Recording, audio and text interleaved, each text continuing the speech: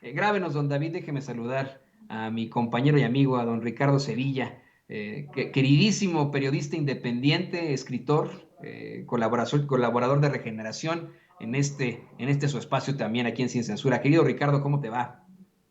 Querido Toño, ¿cómo estás? Buen día, público memorioso. Me va muy bien, muchas gracias. Pues aquí dando la lucha por el periodismo independiente. Y bueno, pues nos sorprende ahora la agua mala de Carmen Aristegui. Y digo agua mala porque hay un proyecto, una asociación, una organización que se llama Agua Mala, que tiene 178 seguidores en Twitter. Y bueno, Carmen Aristegui da a conocer, avala en su portal de Aristegui Noticias, un trabajo de estos muchachos que de acuerdo con el repositorio de Agua Mala, pues tienen poca experiencia periodística, pero pues bueno, ella en este reportaje le da pues una tunda, hay que decirlo, al presidente López Obrador. Ella no firma, como siempre, se cuelga en términos de rating, pues de otros reporteros, de otros trabajos, y bueno, escribo yo en un pequeño tweet que perdida la credibilidad y buscando el rating, Aristegui se pone del lado de Felipe Calderón. Este asesino que es Felipe Calderón llama muchísimo la atención, insisto, el pequeño currículum de Scarlett Lindero, de Nayeli Valencia, de Marco Antonio López, de Abraham Rubio y de Juan Luis García, que son los integrantes de Aguamala. Y yo no entiendo de qué habla Aristegui o qué avala Aristegui, mejor dicho, porque yo recuerdo que apenas terminar el sexenio de Felipe Calderón, las organizaciones civiles de México y de otros países que tanto ellos han avalado, pues apuntaron que el gobierno de este asesino fue uno de los más sangrientos en la historia reciente. La propia BBC, la CNN, dijeron, son eufemistas, y dijeron que era uno de los más controvertidos en la historia reciente, pero no, fue uno de los más desastrosos.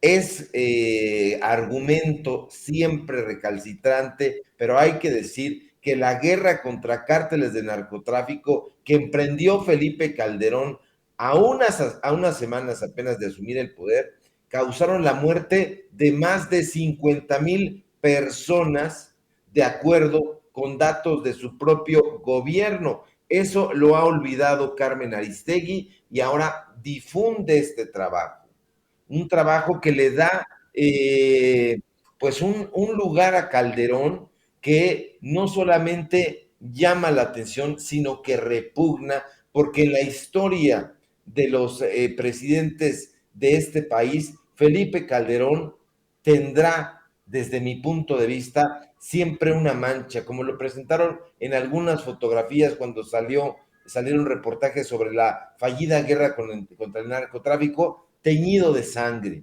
Sí, porque no solamente fue la guerra contra el narcotráfico, miles de personas tuvieron que abandonar sus comunidades, sus lugares de origen para huir de la violencia. Fue un exilio físico, un exilio psicológico del que poco se ha hablado hasta el momento.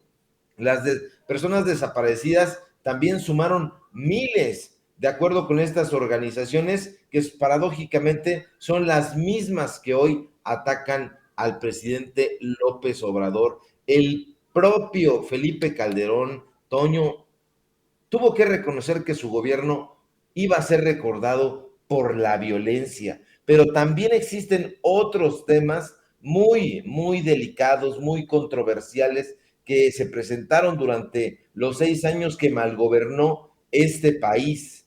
Hay que recordar que en esta guerra contra el narcotráfico, pues solamente se cargó de un lado, se cargó del lado de los opositores a García Luna, porque fue un capo de la mafia, un capo del crimen organizado. Y bueno, la gente se preguntó, por ejemplo, ¿dónde quedó el cuerpo del líder del cártel de los Zetas? te acuerdas, y el público memorioso sin duda lo recordará, que este personaje, Heriberto Lascano, el Lasca, fue uno de los hombres más perseguidos supuestamente durante el gobierno de Calderón, y hizo esos operativos que eran siempre bien cubiertos por los medios de comunicación para emprender su captura. Y bueno, pues este cártel era uno de los más violentos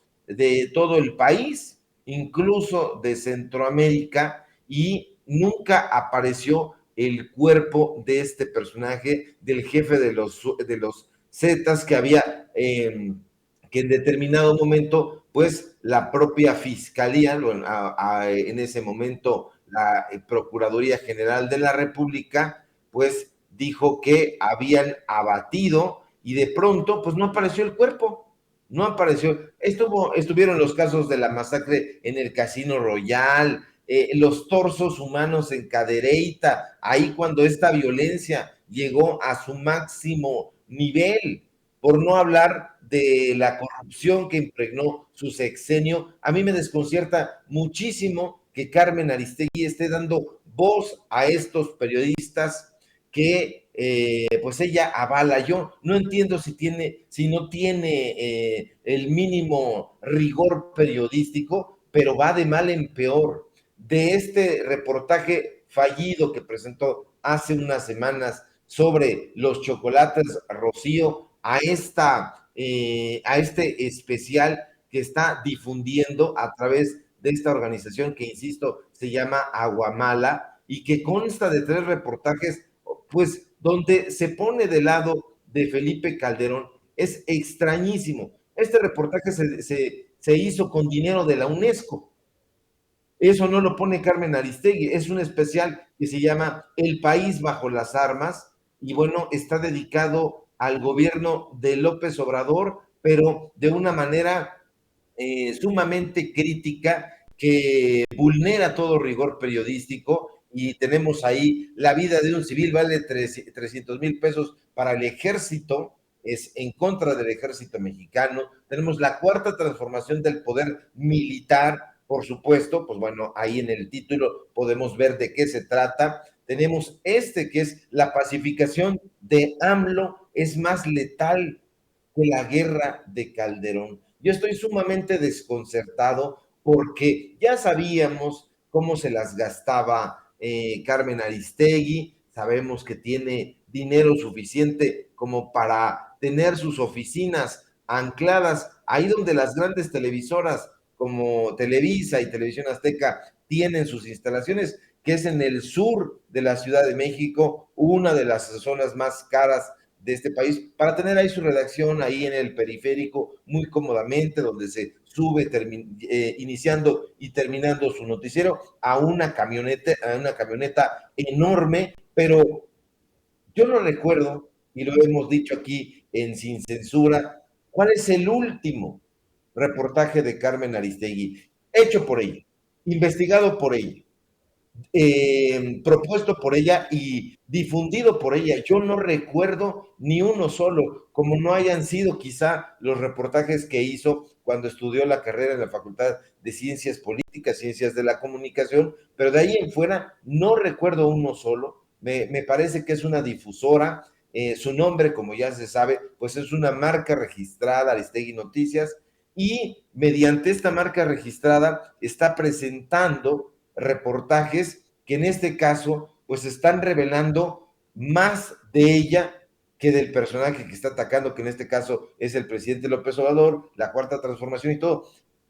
Miren que ir en contra de la familia de López Obrador sin ningún sustento, ir en contra de sus hijos sin ningún sustento periodístico, sino a través de injerencias, es delirante. Pero ahora, ponerse del lado de Felipe Calderón y decir que la pacificación de López Obrador es más letal que la guerra, que la fallida guerra del narcotráfico de Felipe Calderón, es ya una estulticia. No sé en qué nivel de periodismo vaya a terminar si continúa esta ruta la panista Aristegui. Digo, Aristegui, no quise decir panista, porque los panistas son sus panelistas, ¿no?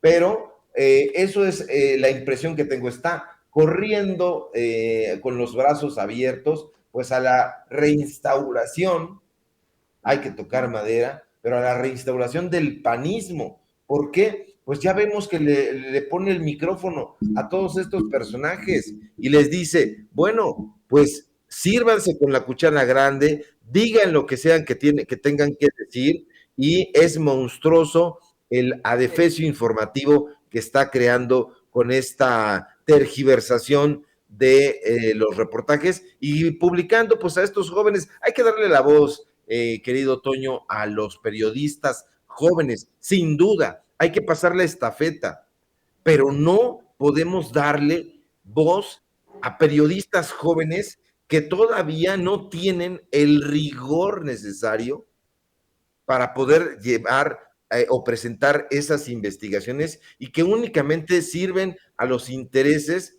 de los dueños de los medios de comunicación para los cuales trabajan. Y este es el caso de estos jóvenes que no tienen rigor y que están tergiversando única y exclusivamente para observar a las clientelas que es como ven a las audiencias. Los ven, ¿Ves? en el caso de Carmen Aristegui, pues en términos de rating. Si la nota, si el reportaje impacta en términos de rating, entonces la sueltan, la presentan, y eso es un gran peligro para el periodismo de este país. Que es algo que ocurre comúnmente, querido Ricardo. A los jóvenes en el periodismo tan pronto se gradúan y comienzan ellos a desenvolverse en, pues vamos, en los medios de comunicación tradicionales, los avientan a las peores notas. Hacen que firmen con su nombre precisamente reportajes o pseudoinvestigaciones que carecen de rigor periodístico y con las que enfrentan a manchar su nombre para siempre, o con la consigna de que, bueno, son de los primeros reportajes que estaba realizando este cuate y bueno, pues ya después se pudo limpiar su nombre. No ocurre así en Estados Unidos. En Estados Unidos el que la riega la primera ya se acaba su nombre para siempre en los medios de comunicación tradicionales. Y déjame pedirle